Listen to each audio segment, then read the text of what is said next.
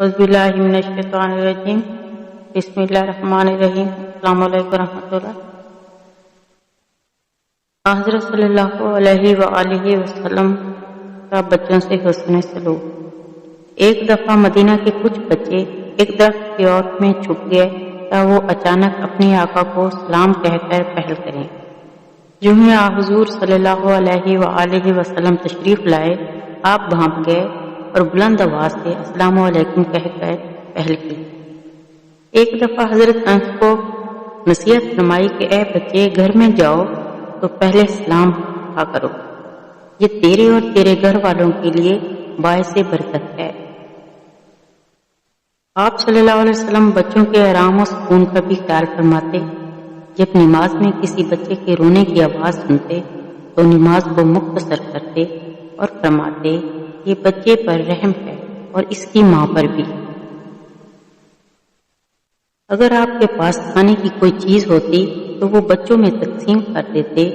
آپ بچوں کو دسترخوان پر شریک کرتے، کھانے کے دوران سمجھاتے بسم اللہ الرحمن الرحیم پڑھ کر کھانا شروع کرے، دائیں ہاتھ سے کھائیں اور اپنے سامنے سے ایسا ایسا کھائیں۔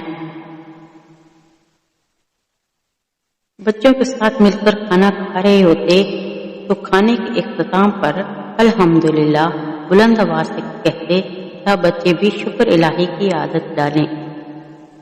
آپ اپنے نوکروں سے کبھی سختی سے پیش نہ آتے، نہ ان کو جھڑکتے اور نہ مارتے۔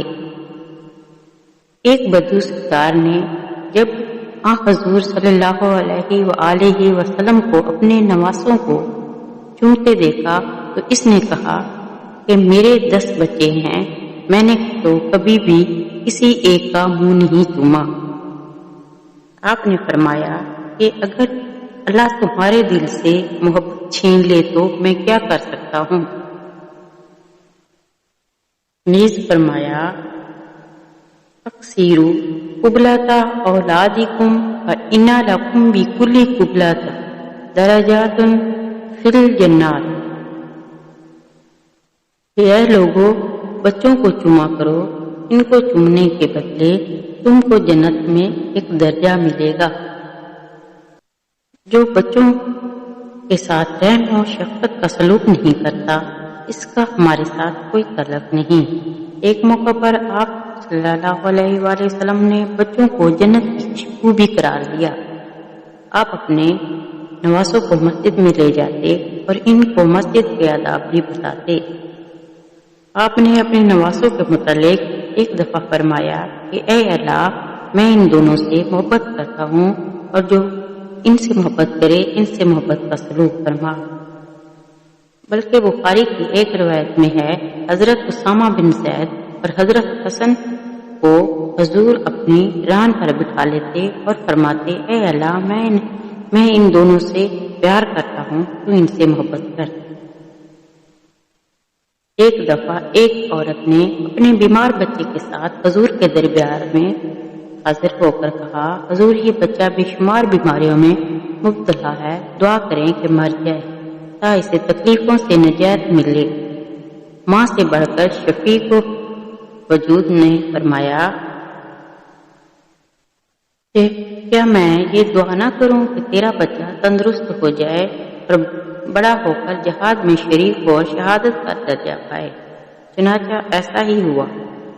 ایک دفعہ ایک صحابی حضور صلی اللہ علیہ وآلہ وسلم کی خدمت میں حاضر ہوئے اور عرض کی کہ حضور، میری جھولی میں پرندوں کے 2 بچے اور ان کی ماں ہے۔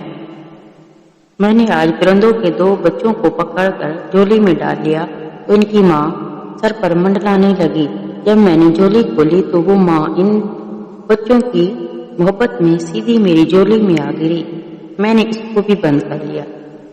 آپ نے فرمایا ان کو چھوڑ دو، خدا ان بچوں کی ماں سے بھی زیادہ اپنے بندوں سے محبت کرنے والا ہے۔ حضرت انس رضی اللہ تعالی عنہ آپ کے خادم تھے جن سے آپ کو شفقت اور محبت کا سلوک فرماتے۔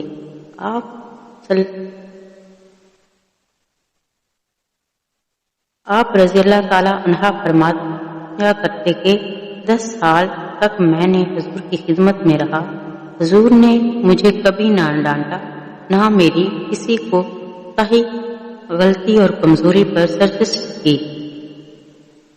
ایک دفعہ حضرت اسامہ بن زید کو بچپن میں چوٹ لگ گئی۔ آپ خود ان کا خون صاف کرتے جاتے اور فرماتے کہ اگر اسامہ بیٹی ہوتی تو میں ضرور اسے زیور پہناتا۔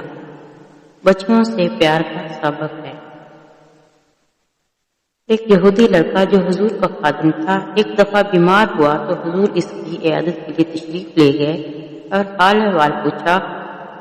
قاری اس میں سبق ہے کہ بلا تمیز مذہب، رنگ و نسل عیادت کرنا بھی سنت رسول ہے۔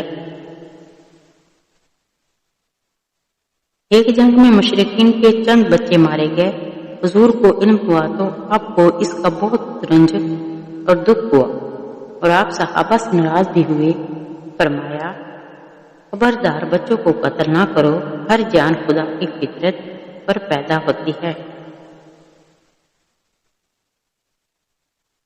یتیم بچے قوم کا نہایت قیمتی خزانہ ہوتا ہے۔ اللہ تعالیٰ نے بھی قرآن کریم میں ان کے ساتھ عزت و تکریم سے پیش آنے اور حسن سلوک روا رکھنے کا حکم دیا ہے۔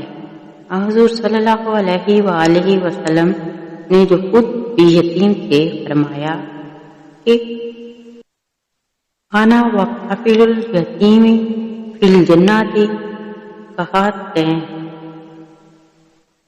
کہ میں اور یتیم کی پرورش کرنے والا مسلمان جنت میں اس طرح ساتھ ساتھ ہوں گے جس طرح یہ میری دو انگلیاں آپ نے اپنے ہاتھ کی دو انگلیوں کو ملا کر دکھلایا۔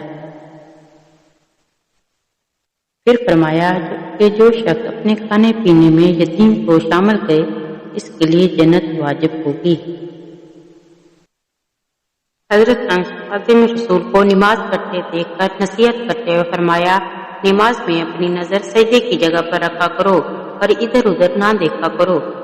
افلا نامی ایک مسلمان بچہ نماز میں سجدے میں پھونکے مار رہا تھا تو آپ نے فرمایا کہ اے افلا، نماز میں پھونکے نہ مارا کرو، منہ کو مٹی لگتی ہے تو لگنے دو۔ حضرت عبداللہ حضور کے چچا ساتھ بھائی ایک دفعہ بچپن میں نماز تہجد میں حضور صلی اللہ علیہ وآلہ وسلم کے بائیں طرف کھڑے ہو گئے۔ حضور نے آپ کا ہاتھ پکڑ کر اپنے دائیں طرف کھڑا کر لیا اور یوں خاموشی کے ساتھ بچوں کو امام کے دائیں ہاتھ کھڑا ہو کر نماز پڑھنے کی ہدایت فرمائی صلی اللہ علیہ وآلہ وسلم۔ عمر نامی ایک بچہ کھانے کے وقت سالن کے پیالے میں ادھر ادھر ہاتھ مار رہا تھا تو حضور نے فرمایا کہ بچے اللہ کا نام لے کر شروع کیا کرو اور اپنے دائیں ہاتھ سے کھایا کرو۔ یہی ہدایت حضور صلی اللہ علیہ وآلہ وسلم نے حضرت ابن ابی سلمہ کو بھی ان الفاظ میں فرمائی، اونی یبنی بسم اللہ وکل بیمینی کا وکل مما یلی کا، کہ اے بیٹے قریب آ جاؤ اور اللہ کا نام لے کر کھانا شروع کرو اور دائیں ہاتھ سے اپنے آگے سے کھاؤ۔ ایک دفعہ ایک بچہ کھجور کے درخت سے کھجوریں گرانے کے لیے پتھر مار رہا تھا۔ آپ نے اسے پکڑ کر فرمایا کہ اے بچے، جو کھجوریں از خود گر گئی ہوں ان کو بے شک اٹھا لیا کرو مگر پتھر نہ مارا کرو۔ ایک دفعہ حضرت حسن نے بچپن میں صدقہ کی کھجور اٹھا کر منہ میں ڈال لی۔ آپ نے اپنے ہاتھ کی انگلی سے حضرت حسن کے منہ سے کھجور کو نکال کر فرمایا کہ تمہیں معلوم ہے کہ ہم صدقہ نہیں کھاتے۔ حضور صلی اللہ علیہ وآلہ وسلم کی بیٹی حضرت فاطمہ جب حضور کے گھر آتی تو آپ احتراماً اٹھ کر استقبال کرتے، خوش آمدید کہتے اور پیشانی پر بوسہ دیتے، اور حضور جب بھی سفر سے واپس آتے تو سب سے پہلے حضرت فاطمہ کو ان کے گھر جا کر ملتے۔ ایک بار حضرت عائشہ کے پاس ایک عورت آئی، اس کے ساتھ 2 بچیاں تھیں اور حضرت عائشہ کے پاس اس وقت صرف ایک کھجور تھی جو آپ نے اس ماں کو دے دی۔ ماں نے اس کے 2 ٹکڑے کر کے آدھی آدھی دونوں بچیوں کو دے دی اور خود نہ کھائی۔